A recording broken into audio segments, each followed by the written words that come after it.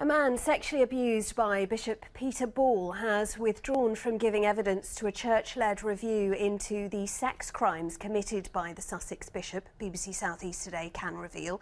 Reverend Graham Sawyer was targeted by Ball when he was a teenager living in Eastbourne. Now, he says that after disclosing details of his abuse to the church, he then experienced 30 years of bullying.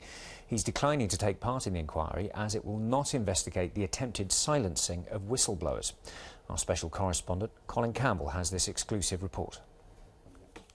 After revealing he had been molested by Peter Ball, Vicar Graham Sawyer says for 30 years the church tried to silence him. For that reason, he says it is vital the independent review into Ball's crimes examine bullying and vilification.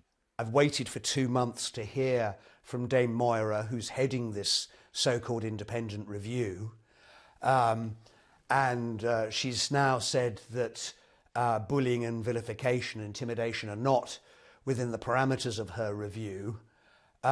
So that's why I've declined. There's no point going on and engaging with them if they're not going to face up to the truth. Reverend Graham Sawyer is one of 18 young men Ball targeted in the 70s, 80s and 90s. Ball was first investigated by the police in 1993. Despite there being sufficient evidence for prosecution, he escaped with a caution. Last year he pleaded guilty and was jailed for indecent assault and misconduct in a public office. And in February this year, the Archbishop of Canterbury, Justin Welby, announced an independent review, chaired by Dame Moira Gibb, into the Church's handling of his case. If the inquiry isn't going to investigate those key institutional dynamics of bullying and career limitation and suppression of the truth over the years, then the inquiry is not going to be worth the paper it's written on. Graham Sawyer fears abuse will continue in the church if the issues aren't tackled. The only way to stop this cycle of abuse is to have open debate, a complete transparency about what has been going on.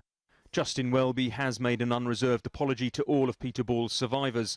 The church declined to comment on bullying or attempts to silence victims today, but says the detailed review into Ball's case will be an opportunity to learn lessons to make the church a safer place.